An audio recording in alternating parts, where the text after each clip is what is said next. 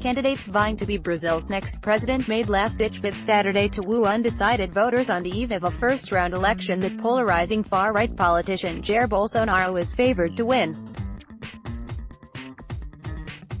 Even though campaigning in public ended Thursday, many of the 13 candidates continued to make their case via social networks. In Latin America's largest democracy, Mr. Bolsonaro has been particularly adept at using the internet. Since being stabbed by a lone knifeman while campaigning a month ago, he has been convalescing in hospital and at home, but remained very active on Facebook, Instagram and Twitter.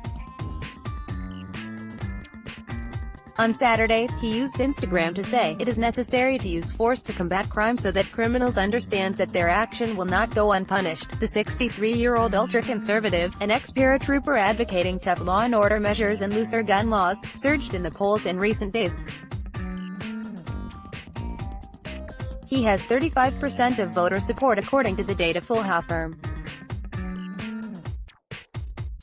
That puts him well ahead of his nearest rival, Fernando Haddad, who became the leftist Workers' Party replacement candidate after its iconic figure, former President Luiz Inácio Lula da Silva, was declared ineligible because he is in prison for corruption. A woman with the words, "Not him," written on her face, takes part in a protest against Jair Bolsonaro, the presidential frontrunner. Mr. Haddad is credited with 22% support. If those scores are borne out in Sunday's general election, Mr. Bolsonaro and Mr. Haddad will go on to a runoff ballot on October 28. That round is seen as too close to reliably call. But analysts say Mr. Bolsonaro's rise has been so swift there is an outside possibility he could even carry off the presidency on Sunday without going to a second round. A political analysis consultancy, Eurasia Group, said it viewed the first-round outright victory as unlikely, estimated its chance at 20%.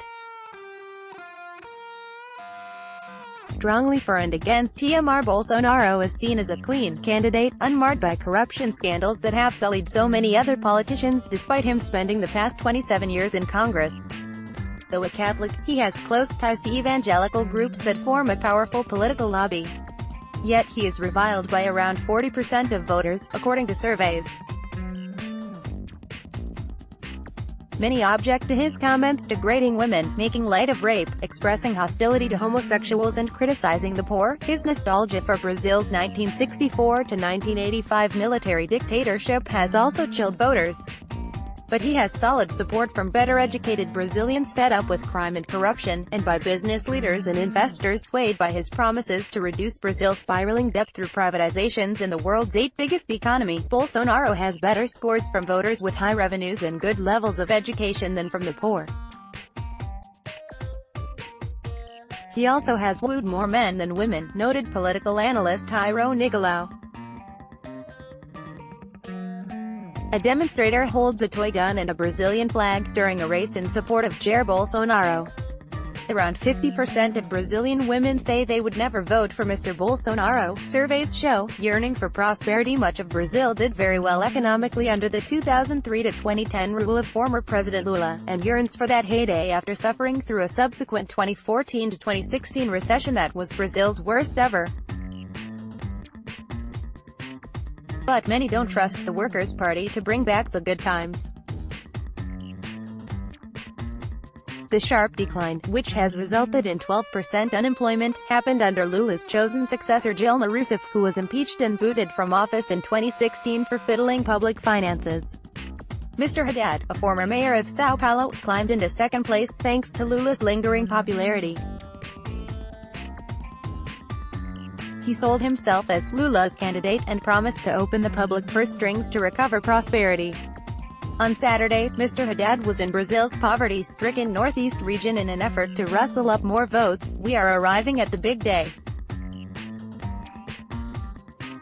Don't decide your vote by rumors, lies on WhatsApp. Decide on the basis of the proposals, on who is by the side of Brazilian workers," he tweeted. Lula himself tried Friday to give Mr. Haddad a fillip by sending a letter from jail in which he said, "October 6th is my official birthday.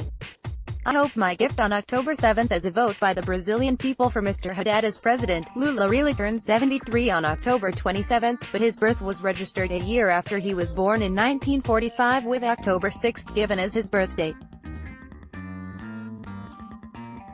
Sunday's election, as well as deciding among the presidential candidates, is to choose new federal and state legislatures.